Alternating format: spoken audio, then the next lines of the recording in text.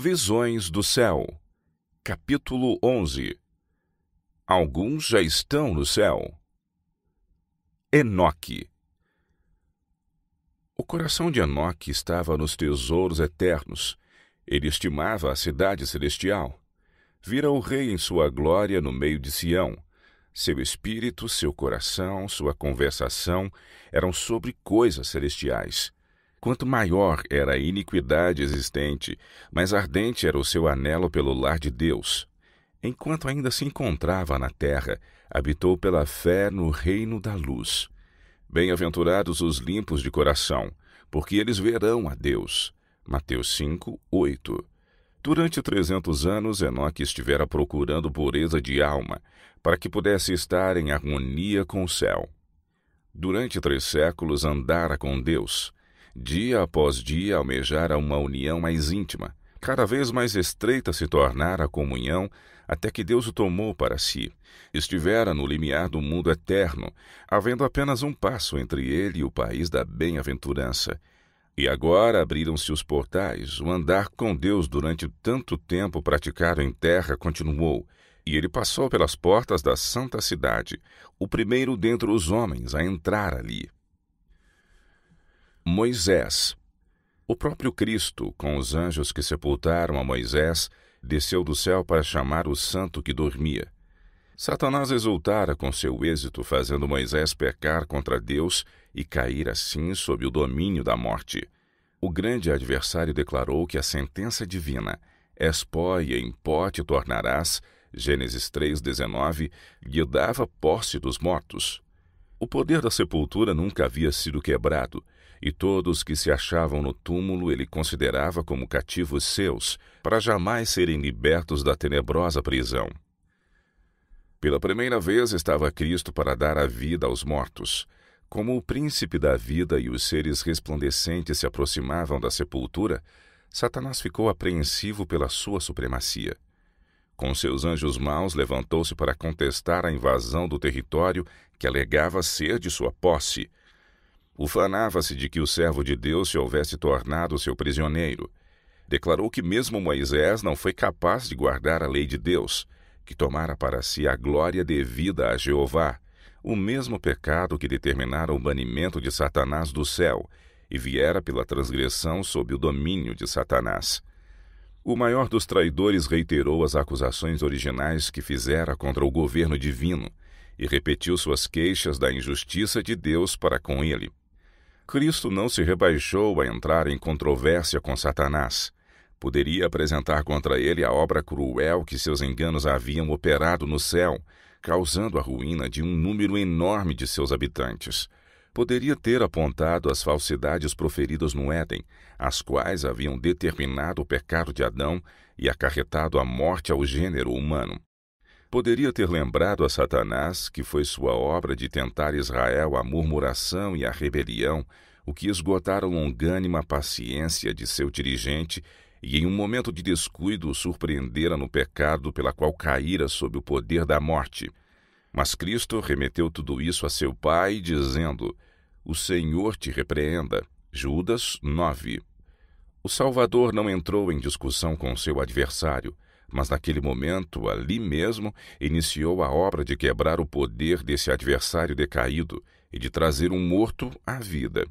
Ali estava uma prova que Satanás não podia contestar, relativa à supremacia do Filho de Deus.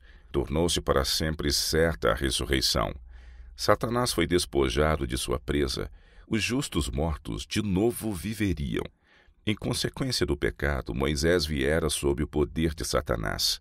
Em seus próprios méritos era o legítimo cativo da morte, mas foi ressurgido para a vida imortal, mantendo este título em nome do Redentor.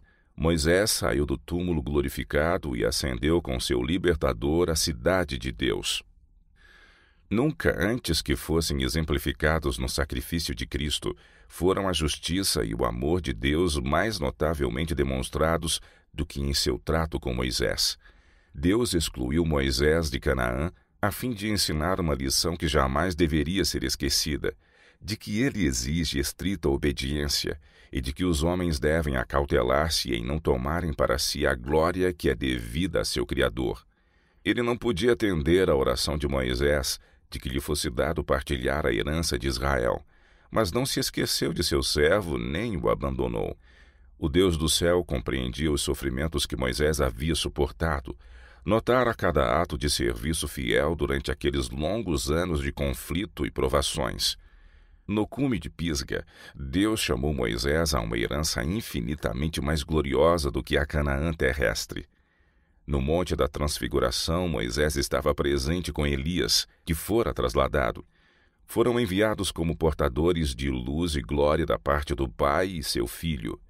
E assim, a oração de Moisés, proferida havia tantos séculos antes, finalmente se cumpriu. Estava ele na boa montanha, Deuteronômio 3:25, dentro da herança de seu povo, dando testemunho daquele em quem se centralizavam todas as promessas de Israel. Tal é a última cena revelada aos olhos mortais na história daquele homem tão altamente honrado pelo céu. Elias. E sucedeu que, indo eles andando e falando, eis que um carro de fogo com cavalos de fogo os separou um do outro, e Elias subiu ao céu num redemoinho. 2 Reis 2, de 1 a 11. Elias foi um tipo dos santos que estarão vivendo na terra por ocasião do segundo advento de Cristo, e que serão transformados num momento, num abrir e fechar de olhos ante a última trombeta, 1 Coríntios 15, 51 e 52, sem provar a morte. Foi como representante dos santos a serem assim trasladados que, ao aproximar-se o fim do ministério terrestre de Cristo, foi permitido a Elias estar com Moisés ao lado do Salvador no Monte da Transfiguração. Nesses entes glorificados, os discípulos viram em miniatura a representação do reino dos redimidos. Eles contemplaram a Jesus revestido com a luz do céu, ouviram uma voz que saiu da nuvem, Lucas 9:35, reconhecendo-o como o Filho de Deus. Viram Moisés representando os que serão ressuscitados da morte por ocasião do segundo advento, e ali estava também Elias, representando os que no fim da história terrestre serão mudados do estado mortal para o imortal e serão trasladados ao céu sem ver a morte. No deserto, em solidão e desencorajamento, Elias dissera que já havia vivido bastante e orara pedindo a morte. Mas o Senhor, em sua grande misericórdia, não o tomara pela palavra. Grande obra havia ainda para ser feita por Elias, e quando sua obra tivesse terminado, não devia ele ser deixado a perecer em desencorajamento e solidão. Não lhe estava reservado descer à tumba, mas ascender com os anjos de Deus à presença de sua glória. Moisés e Elias. Moisés sobre o Monte da Transfiguração era um testemunho da vitória de Cristo sobre o pecado e a morte. Representava os que sairão do sepulcro na ressurreição dos justos. Elias, que fora trasladado ao céu sem ver a morte, representava os que se hão de achar vivos na terra por ocasião da segunda vinda de Cristo, e que serão transformados no momento, num abrir e fechar de olhos, ante a última trombeta, quando isto que é imortal se revestir da imortalidade, e isto que é corruptível se revestir da incorruptibilidade. 1 Coríntios 15, 51 a 53. Jesus estava revestido da luz do céu, como há de aparecer quando vier a segunda vez sem pecado, para a salvação. Hebreus 9, 28. Pois virá na glória de seu Pai, com os santos anjos. Marcos 8, 38. Cumpriu-se então a promessa do Salvador aos discípulos. Sobre o monte foi representado em miniatura o futuro reino da glória, Cristo o Rei, Moisés como representante dos santos ressuscitados e Elias dos trasladados. Uma ressurreição especial. Cristo ressurgiu dos mortos como as primícias dos que dormem. Era representado pelo molho movido, e sua ressurreição ocorreu no próprio dia em que o mesmo devia ser apresentado perante o Senhor. Por mais de 1000 anos esta simbólica cerimônia fora realizada. Das searas colhia-se as primeiras espigas de grãos maduros, e quando o povo subia a Jerusalém por ocasião da Páscoa, o molho das primícias era movido como uma oferta de ações de graças perante o Senhor.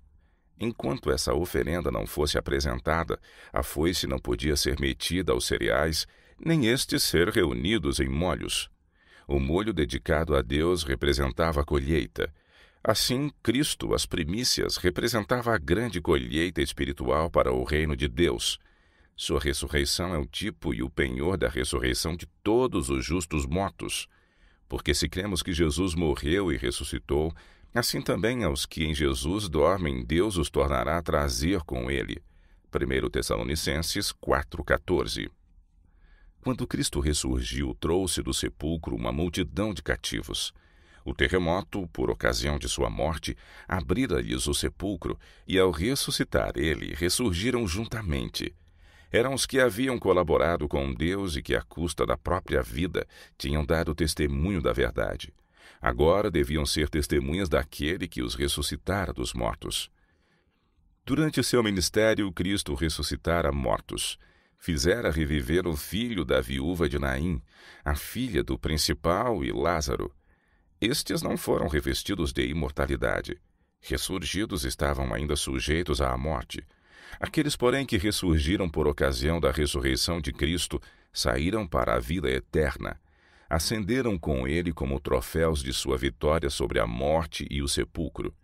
Estes, disse Cristo, não mais são cativos de Satanás. Eu os redimi. Trouxe-os da sepultura como as primícias de meu poder, para estarem comigo onde eu estiver, para nunca mais verem a morte nem experimentarem a dor. Esses entraram na cidade e apareceram a muitos, declarando: Cristo ressurgiu dos mortos, e nós ressurgimos com ele. Assim foi imortalizada a sagrada verdade da ressurreição. Os ressurgidos santos deram testemunho da veracidade das palavras: os teus falecidos viverão. Juntamente com o meu cadáver, eles se levantarão. Sua ressurreição era um símile do cumprimento da profecia. Acordai e gritai jubilando, vós que habitais no pó, porque o teu orvalho é o orvalho de ervas, e a terra dará de si os defuntos. Isaías 26, 19. Para o crente, Cristo é a ressurreição e a vida. Em nosso Salvador é restaurada a vida que se perdera mediante o pecado, pois ele possui a vida em si mesmo.